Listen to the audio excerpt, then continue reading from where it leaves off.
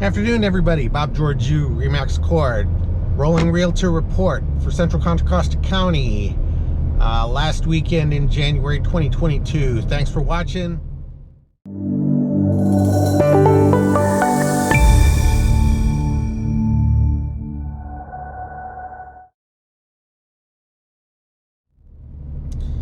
So this week,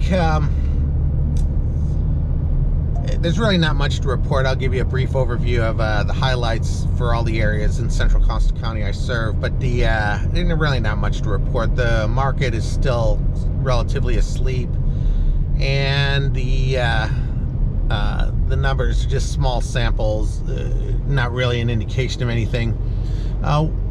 Let's talk about the internet, and one of the resources I follow on YouTube is I don't know what his name is. Well, I'll put his name down below. I can't remember what his name is off the top of my head. He's a real estate blogger, and his reports are basically saying that our market is one of the key markets that's going to crash in 2022. And I hate to pop his bubble, so to speak, but that's not going to happen, at least in 2022. Certainly going to be a challenging year. One of the things I know we're going to talk about, because I already see it happening, is how the reality of the real estate, what's going on the front lines of real estate, is definitely hidden inside the numbers.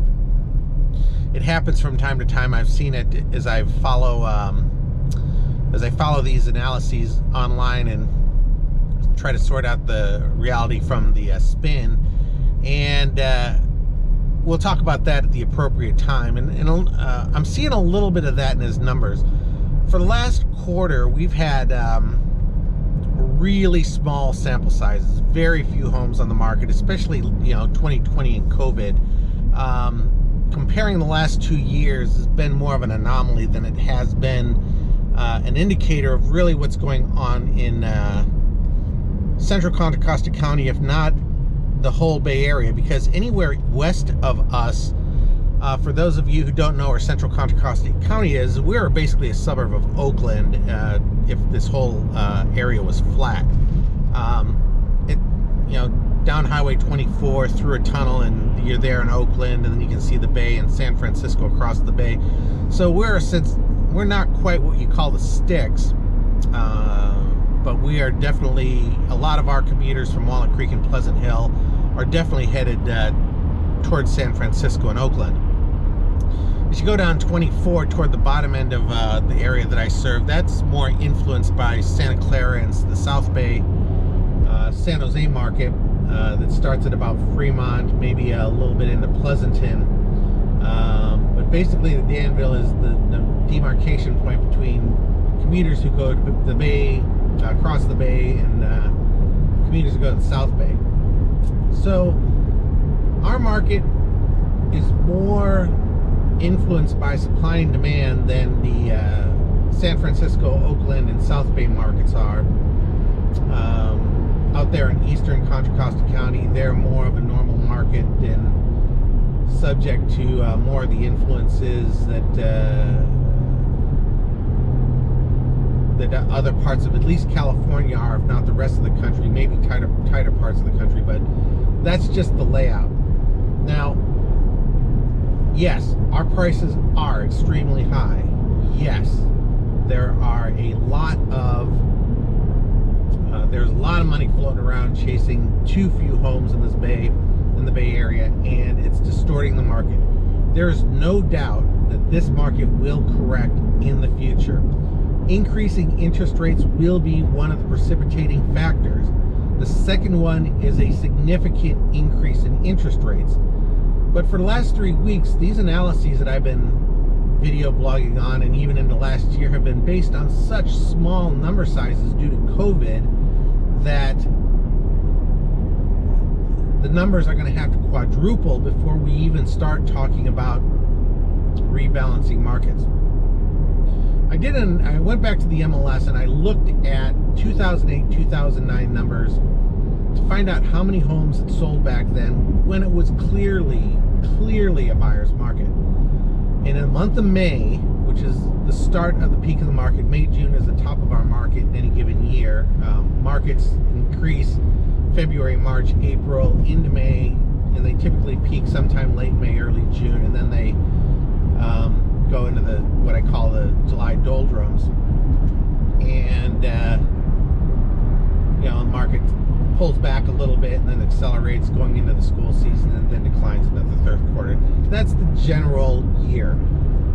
Back in 2008, 2009, we had 150 units in the month of May sold.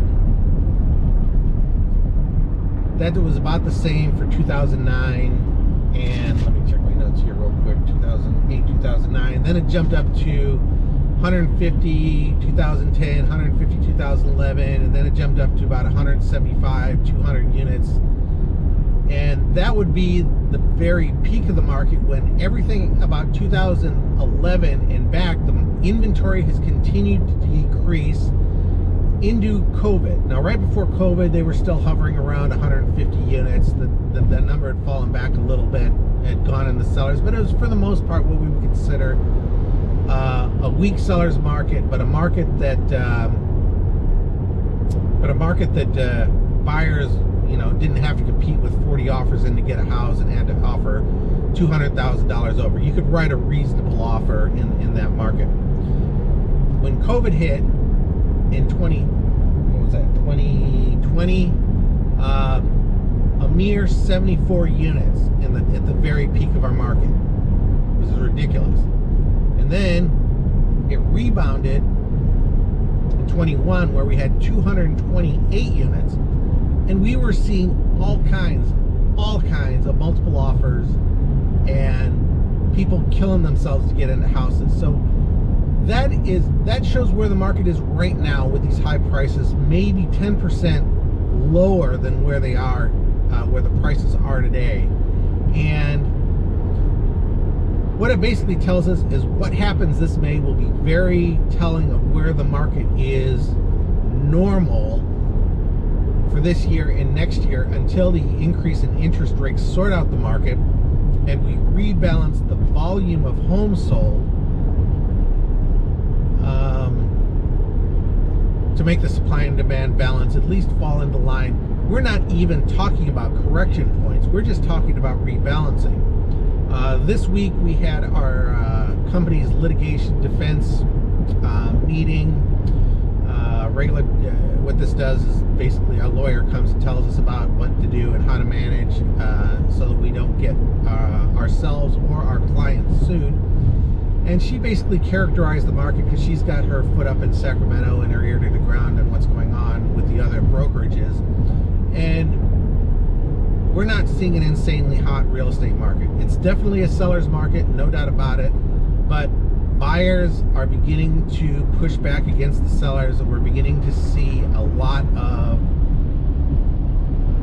market activity. It looks more balanced than it looks like some sort of insane multiple offer crazy ass market. I'm going to do a full blog on that on the blogger, and I'll give you his name at that point when I respond directly to the information that he has. I have to go back and take some notes and do some analysis in order to respond to him correctly. That may be a freestanding video somewhere down the line, but the bottom line is 2022 is not going to be a year of a correction. Under no circumstances whatsoever is 2022 going to be a correction market. 2022 worst case is going to go into the balanced category, and just for litigation purposes, so that I give you fair information, third quarter or the fourth quarter, these representations do not apply to the fourth quarter this year, but for the first 3 quarters of this year, balanced market is the best it's going to get for buyers. In the short term, it's going to be more pain than it is anything else. But we're already beginning. When I do the local analysis, you're going to see some real insanity here, and it'll give you a sense of where of what's going on in our market. Sellers are out of control. So let's talk about our market. In every single market, we're still asleep. We still don't have enough inventory to move the markers. The inventory changes are like 3 homes. We're beginning to see the numbers go toward, I think last analysis I said Danville's number, median market number was insane, and as new inventory comes on, that appears to be correct. They've already lost $500,000 worth of median market strength, which basically means that there's just a lot more inventory below $2 million. It's pulling that number down. Does not mean anything. Condo market, Danville, same thing. Concord market's a little bit telling. The professionals are saying that that market's beginning to respond to market pressures. They're seeing more inventory. I don't necessarily believe that. I just think that this is just more market, more single-family activity showing up at the bottom end of the market, which is beginning to mask what's going on. And I sort of alluded to that earlier in the video. It's one of those things that will be a separate video. That's gonna, but I don't see Concord losing any market strength. If anything, it's getting stronger. It's going to get stronger for the next month and a half. Our market kicks off, so to speak, with the big game in a couple of weeks. The weekend after that is typically when things begin to return to what they're going to look like for the hot season. So probably the next market report I come out will be right. I may just delay until after the Super Bowl so that I can get a sense of what goes on. But second report from this one will be the one that's more telling. It will be the one that tells you where we're headed in the market, and we'll see what the market activity says. Pleasant Hill market, there hasn't been much activity on there. A lot of condominium townhouse sales in the bottom end of the market are distorting the numbers. But they have seen a lot of inventory in single family markets, and this is crazy. The median price, and this is just numbers, I'm pretty sure, because I think this number is going to fall back down. But the median price on a per square foot basis on a single family home in Pleasant Hill jumped from about $600 a square foot, six something a square foot, up to almost $800 a square foot. And that is just small sample sizes distorting numbers. I mean, that's insane. I mean, all these professional analysis with information on specifically the Bay Area should be taken with a grain of salt. Maybe you might be able to see some trends in the inventory, but the median prices, the price per square foot, the average market price don't mean anything, just because there just hasn't been enough inventory market-wide and enough market activity to really get a gauge of what's going on in our market. You know, the motivated sellers are still active in the market. People who want to get involved in the who want to buy a property in the peak part of the market have put their homes on early. Seeing a lot of trustee sales, which is you know, keeping a lot of market activity, probably more activity than there probably otherwise would be if these people were just normal sellers buying and selling a home. And I guess that's that. So not much to report this week. Next week, the week after that, I've decided I'm going to do these in 2-week cycles. Week after that, we should have some more meaningful numbers. We'll go back to weekly vlogs once